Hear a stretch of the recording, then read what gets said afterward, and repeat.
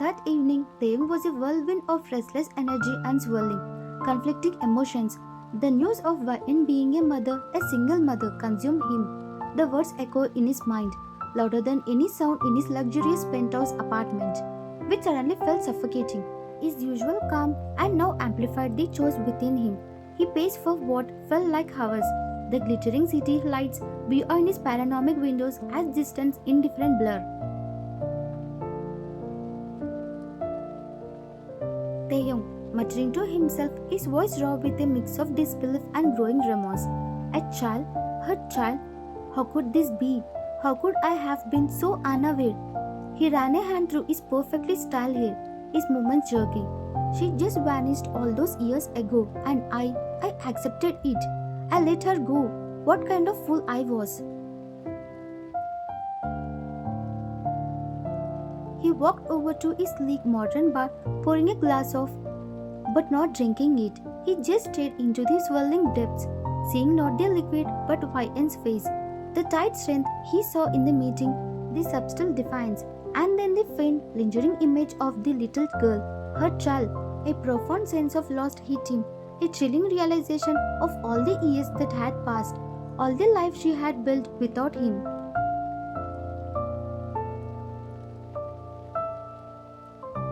A powerful, almost desperate urge struck through him.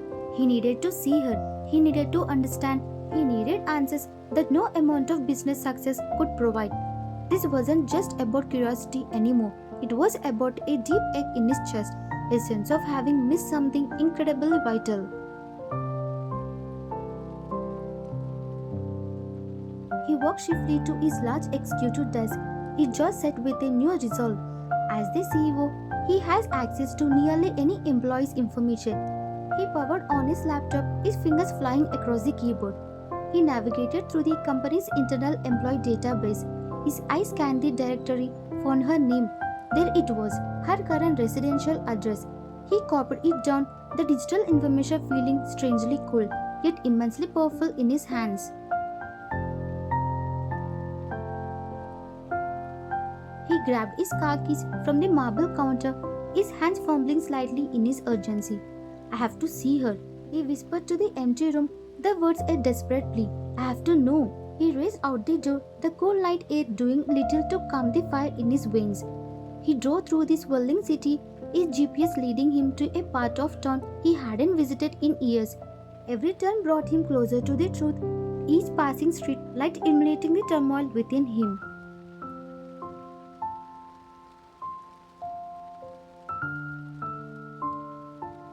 When he finally saw the brick facade of her apartment building, he pulled over sharply, his heart pounding a frantic rhythm against his ribs, a mixture of desperate hope and profound dread. He didn't know what he could say or what he could find, but he knew with every fiber of his being that he couldn't wait another moment. He had to face her.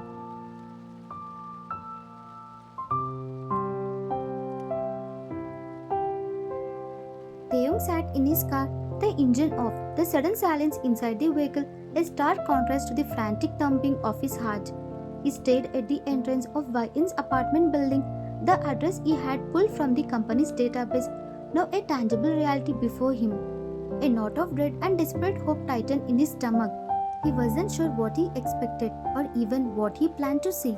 He just knew he had to see her, to prove to himself that this wasn't some cruel illusion.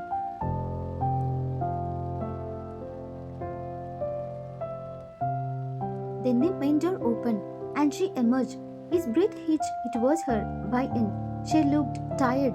A faint shadow beneath her eyes spoke of long nights and endless responsibilities.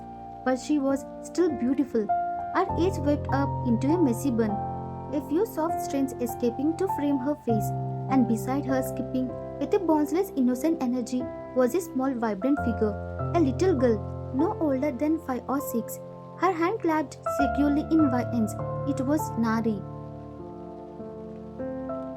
Vain was laughing softly, a gentle melodic sound that floated across the street. She was looking down at the little girl, a tender smile gracing her lips, obviously enchanted by something Nari had said. It was a genuine, unburdened laugh, a sound he hadn't heard from Vain in years, a sound that struck a chord deep within Taeyong, pulling at something he hadn't realized was still so raw. It was a laugh of a content mother, a life lived fully without him.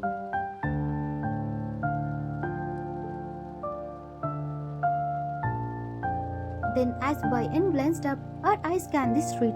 They landed on his car. Her laugh died instantly. Her smile vanished, replaced by a look of stark alarm like a deeper caught in headlights. She visibly tensed, her posture stiffening, and he saw her try to subtly pull Nari closer, to hurry down the street, as if she could simply disappear into the twilight.